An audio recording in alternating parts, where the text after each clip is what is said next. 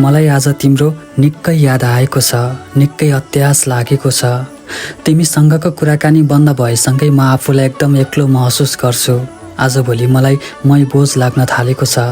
सोच्छु नि तिम्रो साथमा हुन्थे त तिमीसँगै यी सब कुराहरू पोख्ने थिएँ नि। मनका बहहरू सबै तिमीलाई सुनाएर म रितिन्थेँ होला र मनलाई हलुको बनाउँथेँ। तिम्रो साथ छोडी बाध्यताको पछि भाग्दै गर्दा जति पीडा थियो, आज त्योभन्दा कयौं गुणा बढी तिम्रो साथको कमीले अत्याउँछ। मेरै मनले मलाई सम्हाल्न सकेको छैन। तिम्रो कमी यसरी महसुस भइदिन्छ कि भन्नलाई शब्द निकै कम पनि छैन। आज पनि मलाई तिम्रो त्यो मिठो बोली सुन्न, सुख दुःखका कुरा तिम्रो अघि तिमीलाई सुनाउन मन लागिरहन्छ।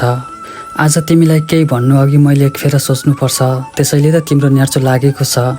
तिम्रो बोली सुन्न, भिडियो कलमा पहिले झैँ तिम्रो हँसिलो मुहार हेरेपछि निदाउने रहर अझै पनि छ नि प्यारा।